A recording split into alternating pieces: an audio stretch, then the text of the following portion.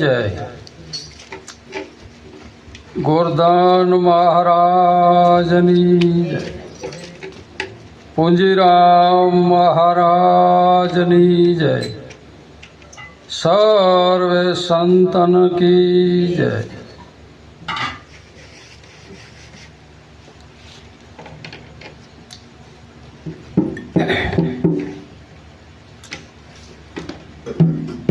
ખરેખર ભજન સત્સંગનો મહિમા, કારણ કે ભજન સત્સંગનો મહિમા તો આદિ અનાદિ કાળથી હાલ્યો હવે,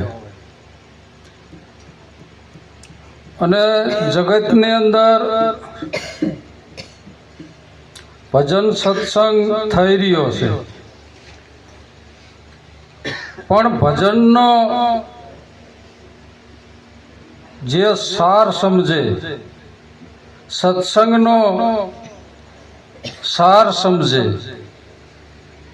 કે સત્સંગનો મહિમા શું છે, ભજનનો મહિમા શું છે,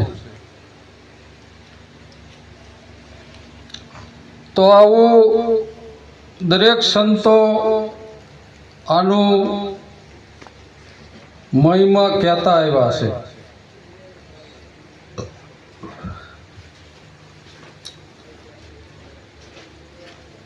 કારણ કે કબીર સાહેબ જેવા,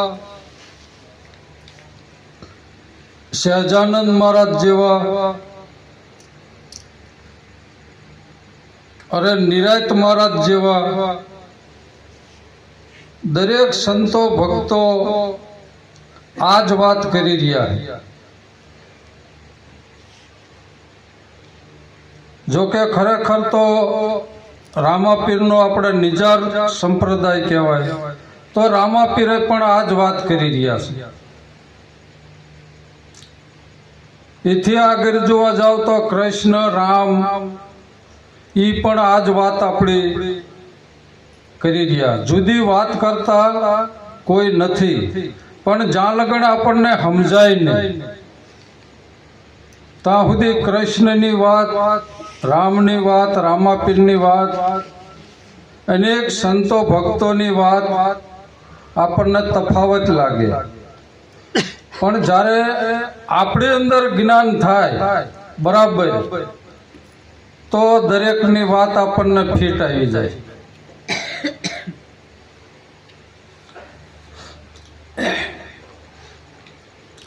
ઠેઠ શિવ શંકરથી પાર્વતીને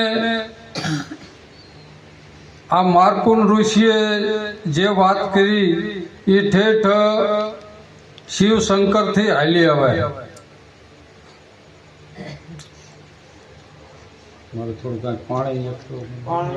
જે આપણને જે આ નિરાયત મહારાજે જુક્તિ મુક્તિની વાત કરી,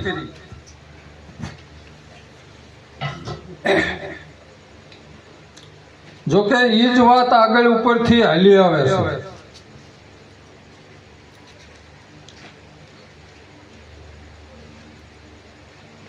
એટલે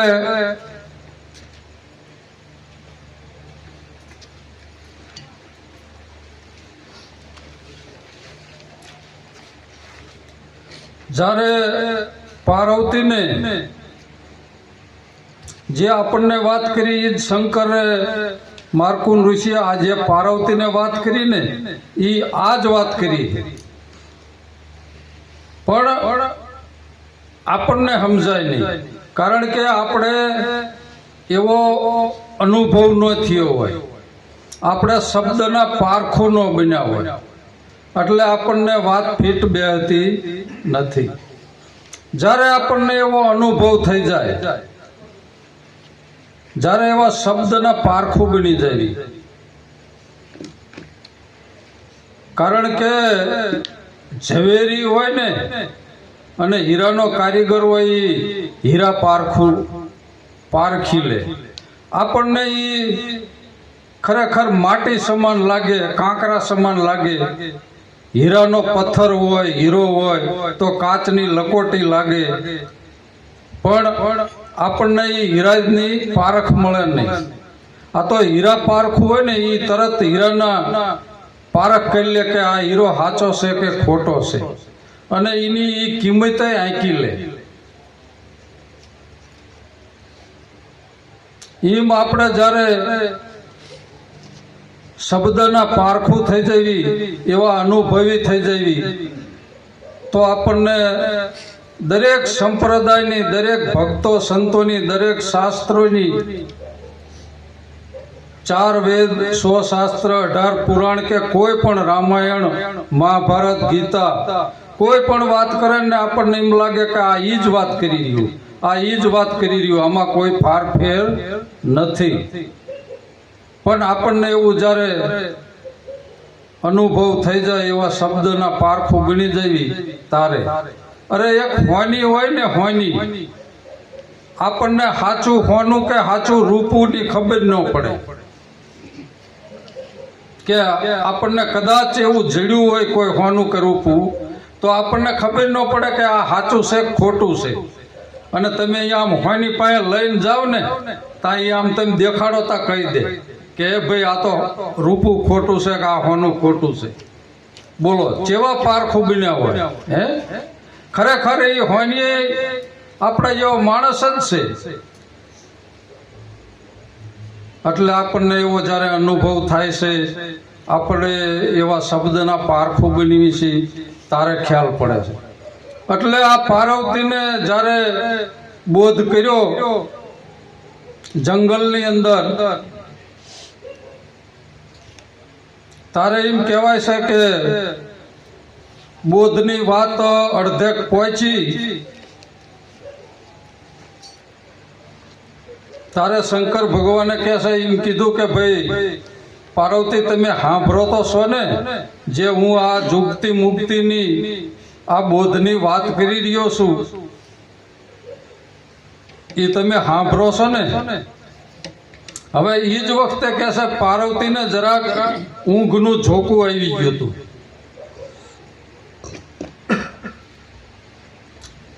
તારે એમ કહેવાય છે કે જંગલની અંદર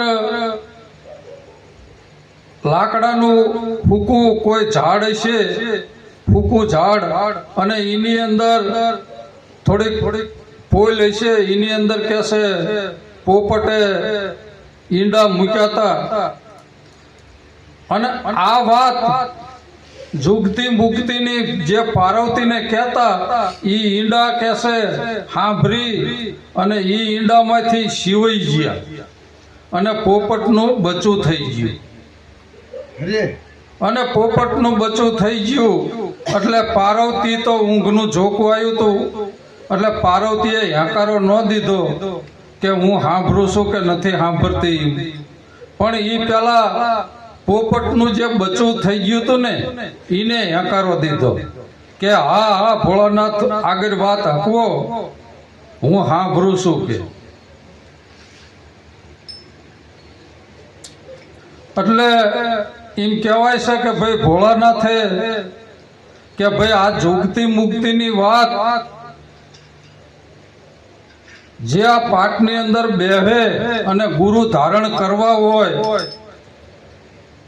અને આ સંયમ નિયમમાં રહેતા હોય, એને આ જુગતિ મુક્તિની વાત કરાય.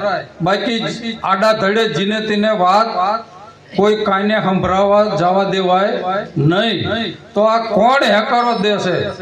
પાર્વતીએ હેકારો નથી દીધો. એટલે કે ભાઈ જાણવામાં આવ્યું શંકર ભગવાનને કે આ તો પોપટનું બચ્ચું હેકારો દેશે.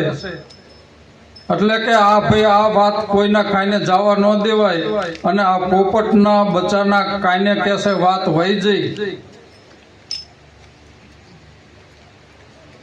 એટલે એ બચ્ચું ઈંડામાંથી સિવાય અને બચ્ચું થયું, ને બચ્ચું પછી હેકારો દઈને આ વાત સાંભળી અને ભાગ્યું કહેશે.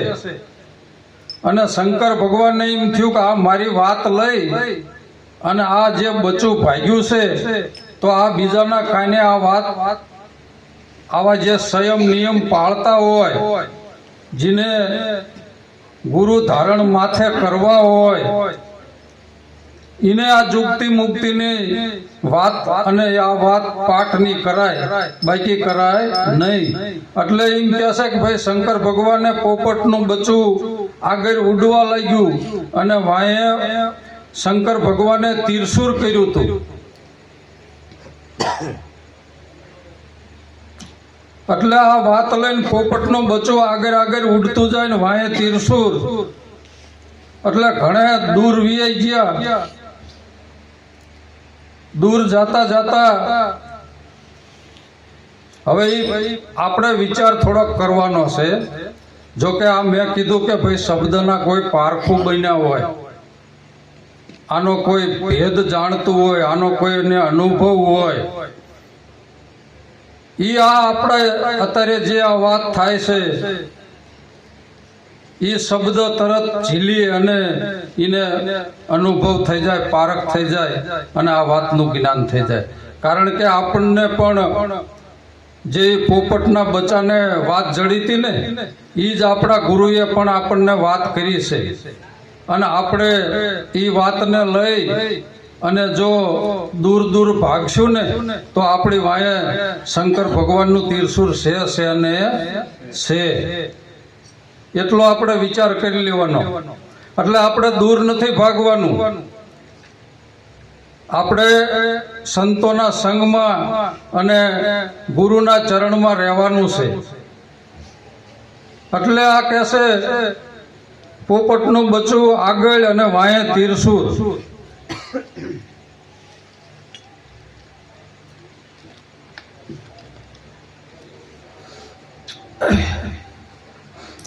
હવે ઉડતા ઉડતા કે છે જબરદસ્ત મોટું એક તળાવ આવ્યું. એ તળાવની અંદર આ પોપટનું બચ્ચું પાણીમાં પડ્યું. એમ કે હવે મારે બચવાનો કોઈ આરો નથી અને આ તીરસુર શંકર ભગવાનનું વાંહે આવે છે મને મારી નાખશે. એટલે એ પાણીની અંદર પડી અને પાણીનો પોરો કેસે થઈ ગયો અને એની ઉપર તીરસુર ફરે છે. પણ આ પાણીની અંદર પોરો થઈને તળિયે બેસી ગયું હતું. જોકે આપણે પણ એવું બનવાનું છે.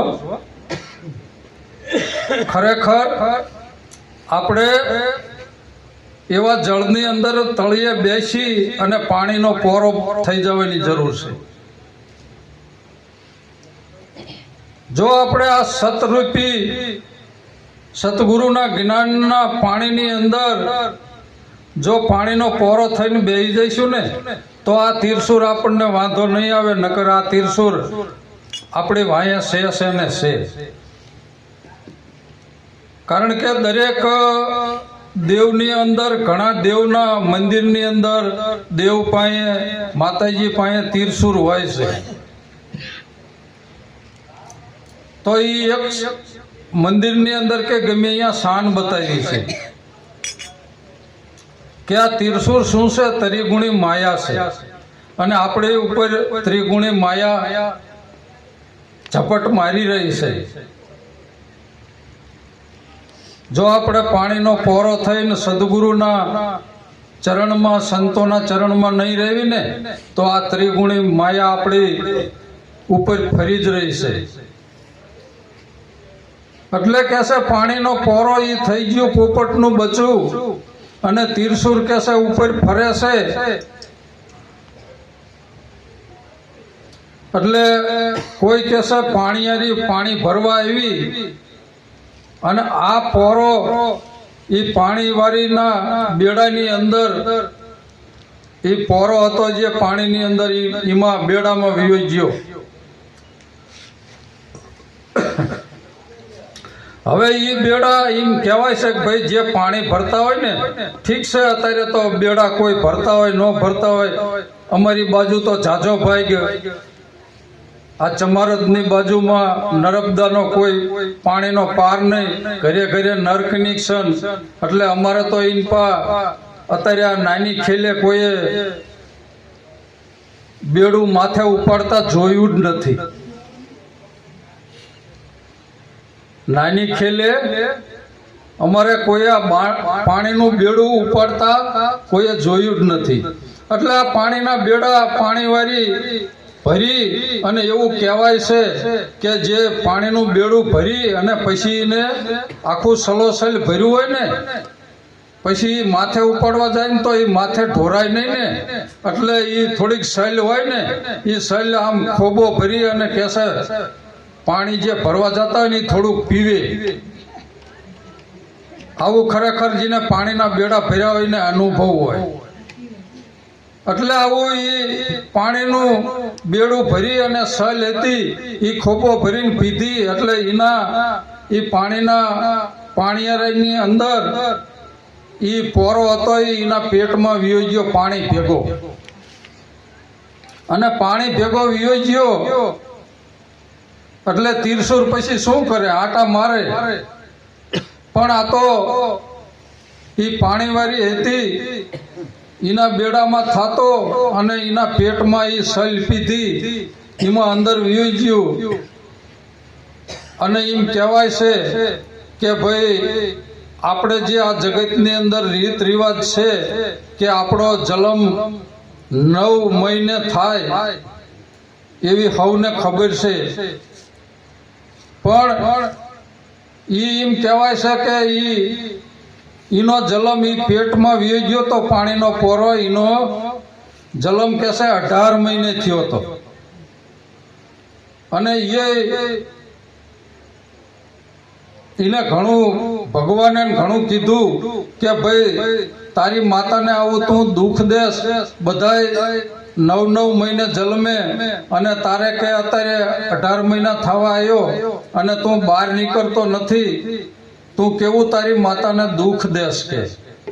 એટલે એમ કીધું કે ભાઈ હું દુઃખ દેતો નથી, પૂછો મારી માતાને, મારો ફૂલ જેટલો વજન નથી અને હું જરાય દુઃખ દેતો નથી. પણ એ વખતે કહેશે એમ ઘણું પરમાત્માએ કડવા વચન કહી અને વઢ્યા. તારે એમ કહેવાય છે કે 18 મહિને એનો જન્મ થયો હતો.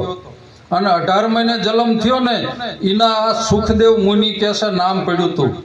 સુખદેવનો જે જન્મ થયો ને એ એમ કે દુઃખ નહોતો દેતો, હું મારી માતાને દુઃખ નહોતો દેતો, અને એના સુખદેવજી નામ પડ્યું હતું અને 18 મહિને જન્મ લીધો હતો. હવે આ ખરેખર આવા તો અનેક આવા ગુઢારથો અને પડીકાવાળી વાતો છે શાસ્ત્રોની અંદર, સંતોની વાણીની અંદર. આને ખરેખર તો ગુરુમુખી વાણી કહેવામાં આવે. ઘણા પ્રકારની વાણી હોય પણ ગુરુમુખી વાણી સમજવી અને ગુરુમુખી વાણીનું જે પાલન કરવું અને એને જે જાણવી સમજવી એ તો ગુરુ મહારાજની જો આપણી ઉપર જો પ્રેરણા ઉતરી હોય તો જ એની આપણને ખબર પડે. એટલે એમ કહેવાય છે કે સુખદેવજી નામ પડ્યું. અને આનો શબ્દનો ભેદ ઘણો શાસ્ત્રમાં વાણીમાં બધે હોય છે, પણ એનો ભેદ આપણે પણ એવું બન્યું છે. જે ગુરુમુખી બન્યા છે